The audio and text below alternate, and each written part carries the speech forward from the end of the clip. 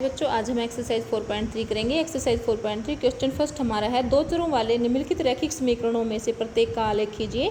हमें first part question first part दे रखा है x + y = 4।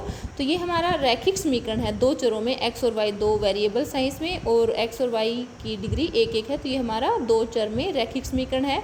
और ये किस लाइन को, किस रेखा को रिप्रेजेंट करता है, यानी कि इसकी रेखा कौन सी होगी, हमें वो आलेख यानी कि चित्र बनाकर दिखाना है। तो हम x और y में से जो भी आसानी से अलग हो सकता है, सेपरेट हो सकता है, हम उसको अलग करेंगे। तो x = क्या हो जाएगा, 4 - y। अब हम इस रेखा पर स्थित कोई भी दो बिंदु सिलेक्ट करेंगे। मैंने x को सेपरेट किया 4 - y, तो y को मैं अगर 0 रखती हूँ तो x की वैल्यू हो जाएगी 4 - 0 4x, और y को मैं 1 मानती हूँ तो x की वैल्यू हो जाएगी 4 - 1 3। तो अब हम इसका डायग्राम बनाएंगे। ये हमारा कार्टेशियन प्लेन यानी कि कार्तीय तल है, x डैश और y डैश। ये आपको स्केल और पेंसिल से करना है। यहाँ पर ओरिजिन मूल बिंदु होता है 0 0, और इधर हमारे प्लस के नंबर होते हैं और इधर हमारे माइनस के नंबर्स होते हैं 1 2 3 4, -1 -2 -3। तो हमारा पहला पॉइंट है x की वैल्यू 0 y की 4, ये हमारा 0 4 पॉइंट है। x की वैल्यू 1 और y की 3। x की वैल्यू 1 है, y की 3 है, पॉजिटिव है, तो इसलिए हमें इधर जाना होगा। ये कैसे डिसाइड होता है कि हम ऊपर के तरफ जाएं या नीचे की तरफ। ये हमारा प्रथम चतुर्थांश, ये द्वितीय चतुर्थांश, ये तृतीय चतुर्थांश, ये चतुर्थ चतुर्थांश होता है। तो हमें यहाँ से इस साइड जाना है या इस साइड, ये हमारी y की वैल्यू डिसाइड करती है। y की वैल्यू 3 थी, तो हम ऊपर की तरफ फर्स्ट क्वाड्रेंट में बनाएंगे। तो इन दो बिंदुओं से हम एक रेखा खींच सकते हैं, इन दोनों बिंदुओं को मिलाएंगे, ये हमारी रेखा है। और ये आलेख यानी कि चित्र है x + y = 4 का फर्स्ट पार्ट। सेकेंड पार्ट हमारा है x - y = 2। तो हम इसमें भी x को ईजिली सेपरेट कर सकते हैं, x = 2 + y, और दो पॉइंट हम फाइंड करेंगे। ये पॉइंट सभी के अलग अलग हो सकते हैं, जो इजी रहें वही आप रखें। y की वैल्यू 0 रखती हूँ इसमें, तो x क्या हो जाएगा 2 + 0 2, और y की वैल्यू 1 रखती हूँ तो x की वैल्यू क्या हो जाएगी 2 + 1 3। और अब हम वही कार्टेशियन प्लेन यानी कि कार्तीय तल बनाएंगे, x डैश y डैश, और ये हमारे पॉइंट्स होंगे इधर पॉजिटिव, इधर नेगेटिव। जो हमारी बड़ी वैल्यू होती है हम उसके अकॉर्डिंग उतने तक ही बना लेते हैं, 1 2 3 -1 -2 -3। ये हमारा ओरिजिन है O।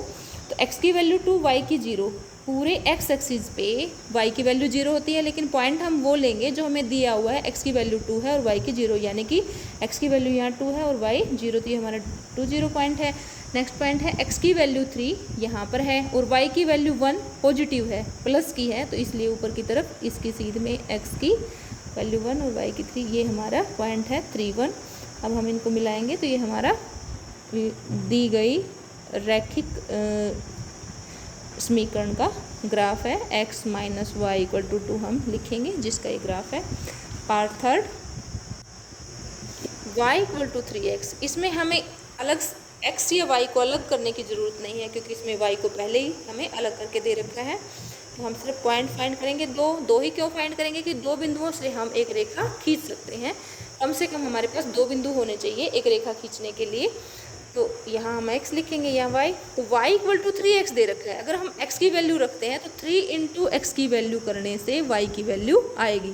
तो मैंने x की वैल्यू 0 रख दी, तो x की वैल्यू 0 रखती हूँ तो y = 3 × x की वैल्यू 0, y = 3 × 0 0 हो जाएगा, यानी कि x की 0 y की भी 0।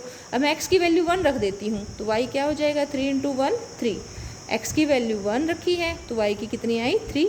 अब हम इसको भी कार्टेशियन प्लेन यानी कि कार्तीय तल में बनाएंगे, x डैश, ये ओरिजिन है हमारा, मूल बिंदु y डैश, और मूल बिंदु पे x की और y की वैल्यू क्या होती है 0 0, इसलिए इसको 0 0 लिखते हैं। और हम पॉइंट बना लेंगे अपने 1 2 3। इधर होगा -1 -2 -3। ये सब काम आपको स्केल यानी कि फुटे से करना है और पेंसिल से करना है, -1 -2 -3। तो पहला पॉइंट है हमारा x भी 0 और y भी 0, ये है। x की वैल्यू 1 यहाँ पर है और y की 3 है, तो इसलिए हम ऊपर की तरफ यहाँ बनेगा ये पॉइंट 1 3। इन दोनों पॉइंट्स को मिलाएंगे तो ये हमारे दिए गए रैखिक समीकरण का ग्राफ है y equal to 3x। Next fourth point, question first part 4। Question first part 4, 3 equal to 2x plus y। तो यहाँ पर हम देख रहे हैं कि y को सेपरेट करना ईजी है, तो क्या होगा हमारा y, 3 minus 2x equal to y और y equal to 3 minus 2x, यानी कि हम x की वैल्यू रखेंगे तो हमारी y क्या आ जाएंगी। मैंने x को 0 रखा तो y की क्या आएगी, y equal to 3 minus 2 into x की 0 रखी है तो 3 माइनस 2 इंटू 0 0, यानी कि y की वैल्यू 3 आ गई। और अगर मैं x की वैल्यू 1 रखती हूँ तो क्या आएगा, y इक्वल टू हो जाएगा 3 माइनस 2 गुणा में x की वैल्यू 1, 3 माइनस 2 1, तो y की भी कितनी आ गई, 1। अब हम इसका ग्राफ यानी कि आलेख चित्र बनाएंगे।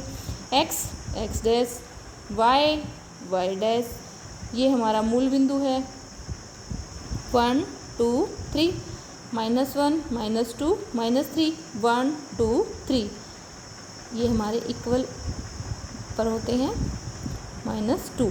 तो पहला पॉइंट है x 0 y 3, तो x की वैल्यू 0 पूरे y एक्सिस पे होती है, लेकिन पॉइंट कौन सा ले रहे हैं जहाँ पर y की वैल्यू 3 है, तो ये हमारा पॉइंट 0 3 है।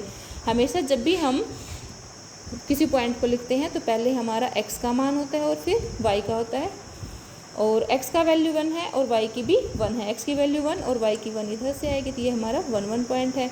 तो हम इसको मिलाएंगे दोनों पॉइंटों को, और ये हमारे दी गए रैखिक समीकरण का ग्राफ है 3 equal to 2x plus y. Next question 2, बिंदु 2,14 से होकर जाने वाली दो रेखाओं के समीकरण लिखिए।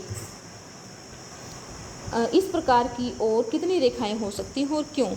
माना ये पॉइंट हमारा ये है दिया हुआ पॉइंट, तो देखो एक पॉइंट से हमारी इनफाइनाइट अनंत असंख्य जिनकी गिनती नहीं हो सकती इतनी लाइनें जा सकती हैं, और हमें कितनी लिखनी है, सिर्फ 2।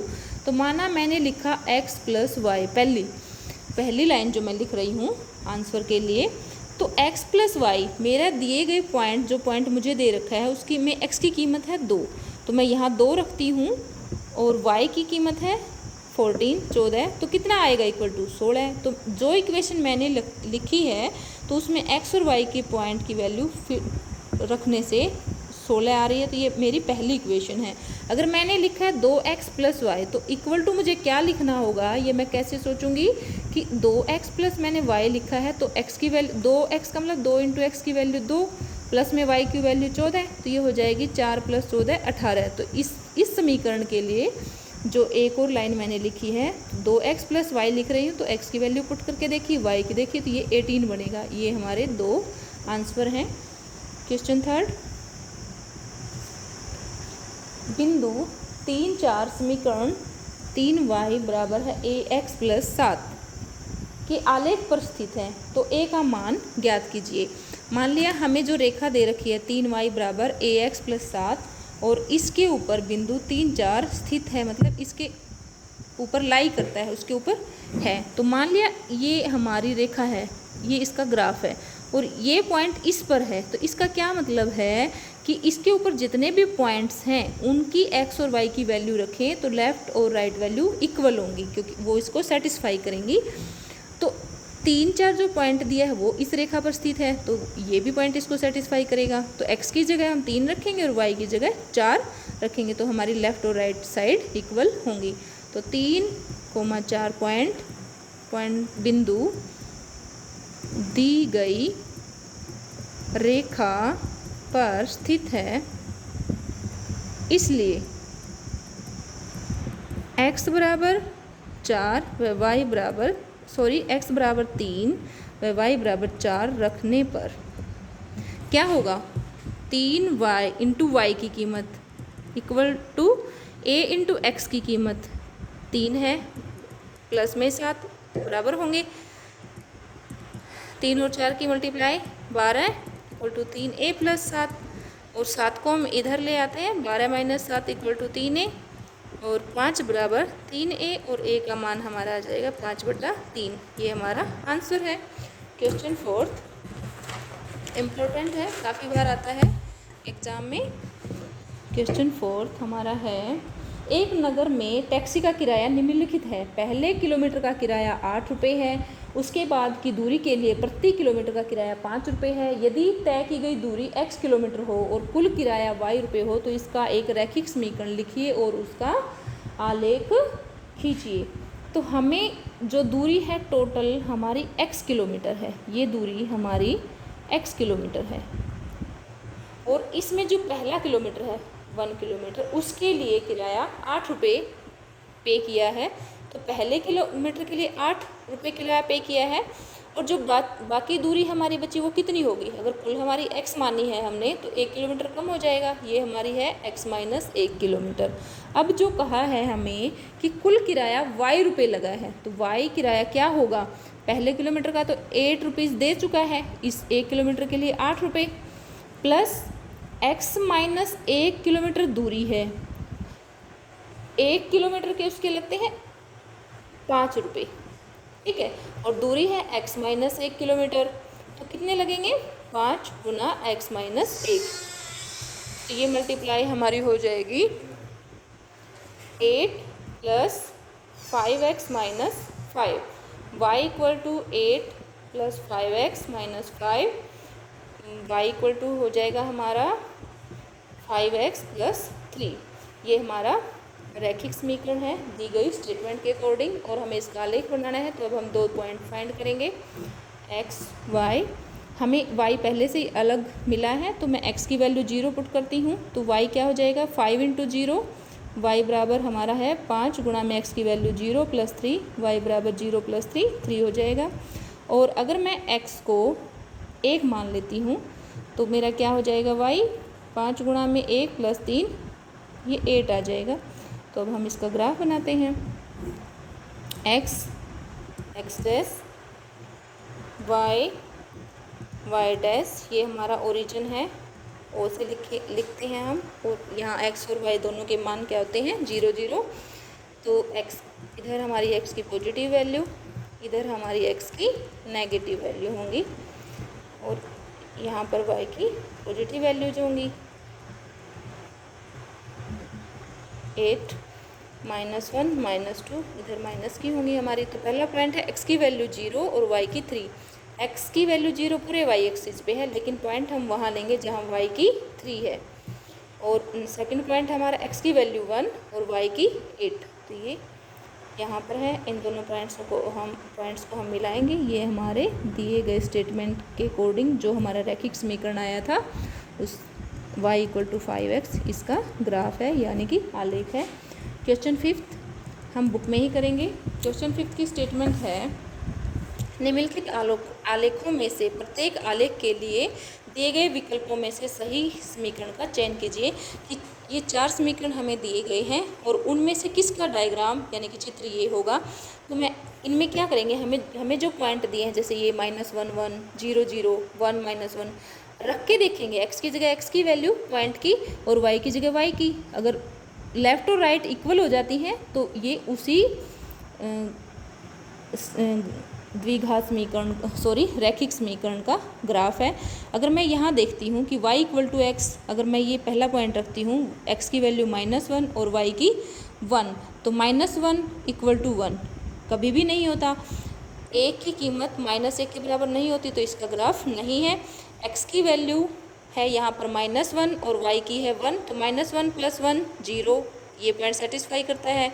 0 0 रखें, ये भी करता है। और x की वैल्यू 1, y की -1 लें तो ये भी इसको सेटिस्फाई करता है। तो इस समीकरण का तो ग्राफ है ही है। और हम दूसरे पार्ट्स का भी चेक करते हैं।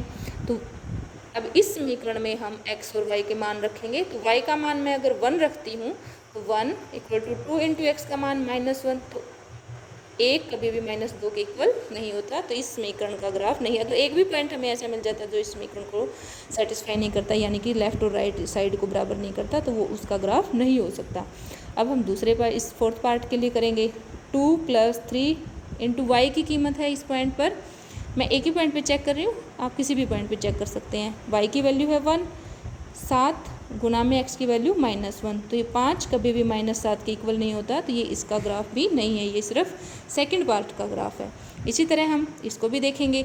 इस पे जो पॉइंट्स दिए हैं -1 और 3, 0 और 2, 2 और 0, इनको आप चेक करेंगे और पाएंगे कि ये थर्ड पार्ट का ही ग्राफ है।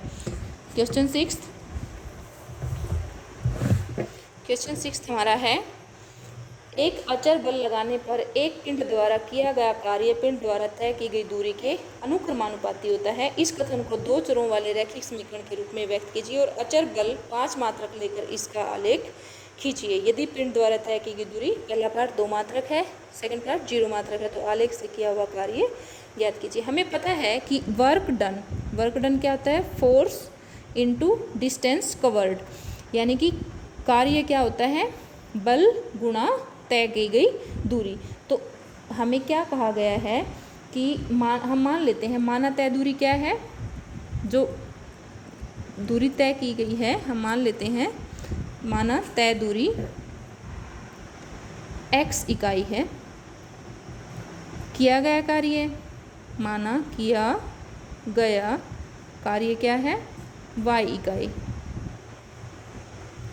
तो work done equal to force into distance, कार्य बराबर है बल गुणा तय की गई दूरी।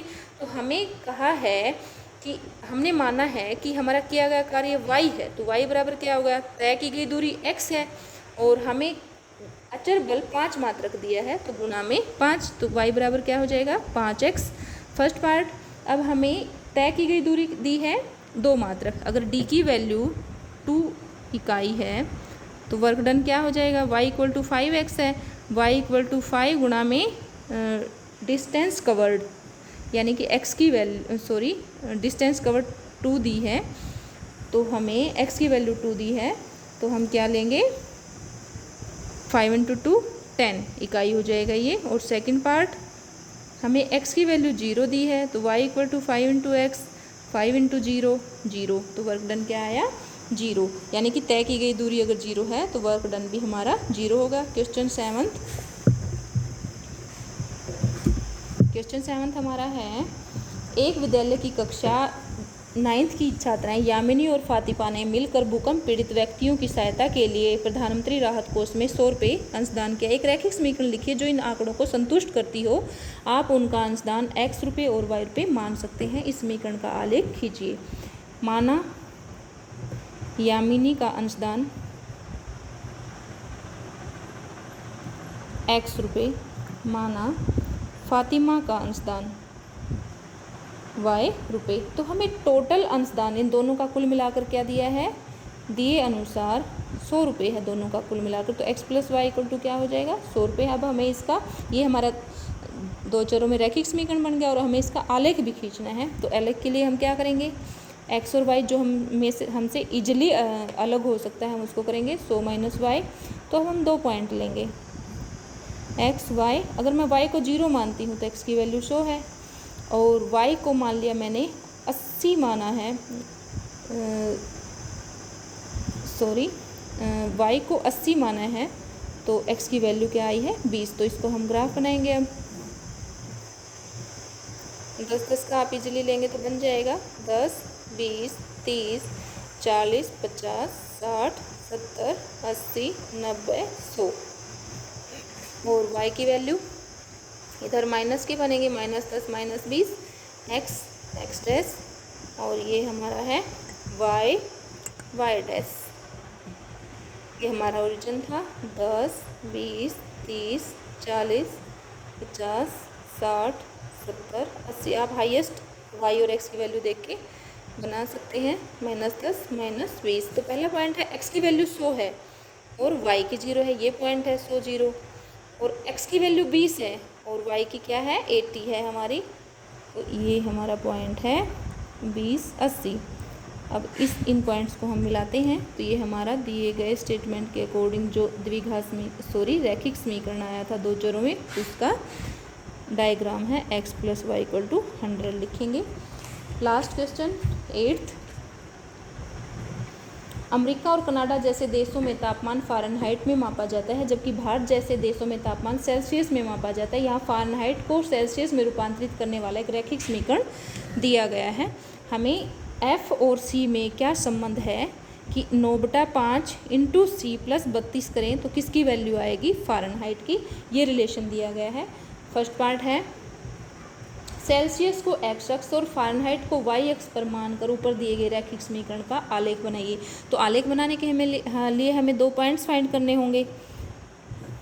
यहाँ पर F और C हैं तो हम लिख लेंगे इसको F C। अगर मैं C को 0 मानती हूँ तो F की वैल्यू कितनी आई है 32, और F को मैं -40 मानती हूँ तो C भी क्या हो जाएगा -40। तो अब हम इनका डायग्राम बनाएंगे। ये सभी जो नंबर्स आए 8 की टेबल में है, 8 के पढ़े में, इसलिए 8 के गैप पे ले लेंगे। 0 0 24 32 40 -8 -16 -24 -32। यहाँ नीचे की तरफ माइनस के लिखेंगे हम। x dash y dash. हमें कहा था कि सेल्सियस को लेना है x अक्ष पर, तो सेल्सियस को लेना है तो हम ऐसे लिखेंगे फिर इसको CF 0 -40 और 32 -40। तो सेल्सियस x अक्ष पर है और फ़ारेनहाइट y अक्ष पर है। तो पहला पॉइंट है C0 F 32, फ़ारेनहाइट 32, ये हमारा पॉइंट होगा 0 32। और माइनस एक्स अक्ष पर हमने C लिया है तो -40 हमारा यहाँ है, ये रहा, और F -40 नीचे की तरफ, यहाँ से x की वैल्यू आएगी, यानी कि यहाँ -40 ये पॉइंट है। तो इन दोनों को मिलाएंगे तो ये हमारा दिए गए F और C के रैखिक समीकरण का ग्राफ है। F = 9/5 C + 32 इस समीकरण का ग्राफ है। सेकंड पार्ट जो हमें रिलेशन दिया था क्वेश्चन 8 सेकंड पार्ट क्या है, हम लिख लेते हैं F = 9/5 into C + 32। Second part में कहा है कि यदि तापमान 30 डिग्री सेल्सियस है, यानी कि C की वैल्यू अगर 30 डिग्री C है तो F निकालिए। तो हम इसमें पुट कर देंगे। F बराबर क्या हो जाएगा 9/5, C की वैल्यू 30 डिग्री दी है प्लस 32, ये आ जाएगा 86 डिग्री फ़ारेनहाइट। पार्ट थर्ड, यदि तापमान 95 डिग्री फ़ारेनहाइट है, F की वैल्यू 95 फ़ारेनहाइट है तो C बताइए। इसमें हमें C बताना है, तो जहाँ F की वैल्यू समीकरण में रखेंगे, ये हमारा समीकरण 1 है, F की जगह लिख देंगे 95 डिग्री फ़ारेनहाइट है, 9/5 इंटू C + 32, 95 - 32 को इधर ले आएंगे, 9/5 C, ये होगा हमारा 63, 9/5 C, और C क्या हो जाएगा 63 गुना में 25, यानी कि C की वैल्यू आई 35 डिग्री सेल्सियस। नेक्स्ट हमारा फोर्थ पार्ट, यदि तापमान 0 डिग्री सेल्सियस है, यानी कि C की वैल्यू 0 डिग्री सेल्सियस है, तो फ़ारेनहाइट में तापमान क्या होगा। हम अब इसमें हमारे दिए गए समीकरण में C की वैल्यू 0 रख देंगे, तो समीकरण 1 में रखने पर C की जगह 0 रख देंगे। F बराबर क्या आएगा 9/5 गुणा में 0 + 32, 0 + 32 आएगा। मतलब सेल्सियस में तापमान 0 है तो फ़ारेनहाइट में कितना होगा 32 डिग्री। और यदि तापमान 0 डिग्री फ़ारेनहाइट है, अब ये क्या कह रहा है, इसी में यदि F की वैल्यू 0 डिग्री फ़ारेनहाइट है, यानी कि F 0 हो जाए तो C में टेम्परेचर क्या होगा, ये पूछा गया हमसे। तो हम रख देंगे समीकरण 1 में रखने पर, समीकरण 1 में रखेंगे तो 0 बराबर 9/5 C + 32, तो 32 को इधर ले आएंगे तो -32 हो जाएगा, बराबर है 9/5 इंटू C, और C क्या होगा माइनस के 32, 5 मल्टीप्लाई में 9 डिवाइड में, तो ये आ जाएगा C बराबर -160/9। इसका आंसर हमारा आ जाएगा -17.8 degree Celsius. Last part fifth, क्या ऐसा भी कोई तापमान है जो फ़ारेनहाइट और सेल्सियस दोनों के लिए संख्यात्मक समान हो? यदि हाँ तो उसे ज्ञात कीजिए। ये कह रहा है कि ऐसा कौन सा टेम्परेचर होगा जब F और C की कीमत इक्वल हो, यानी कि F और C दोनों हमारे इक्वल हो। तो हम F की जगह C लिख दें समीकरण 1 में, या C की जगह F, तो हमारा आंसर आ जाएगा F बराबर C समीकरण 1 में रखने पर। तो F की जगह मैंने C रख दिया, C बराबर 9/5C प्लस 32। तो C को ये भी C में है पद और ये भी C में है, इनको एक तरफ इकट्ठा कर लेते हैं। 9/5C बराबर 32, यानी कि 5C माइनस 9C बटा में 5 बराबर 32। और यह आ जाएगा हमारा माइनस के 4C बटा 5 बराबर 32, और C बराबर आ जाएगा 32 गुणा में 5 बटे में -4, यानी कि C की कीमत आई है माइनस के 40 डिग्री सेल्सियस। माइनस के 40 डिग्री सेल्सियस पर दोनों का तापमान एक जैसा होगा। उम्मीद करती हूँ फ़ारेनहाइट और सेल्सियस इक्वल होंगे। उम्मीद करती हूँ बच्चों आपको अच्छे से समझ में आया होगा। Thank you. शेयर करें और सब्सक्राइब भी करें।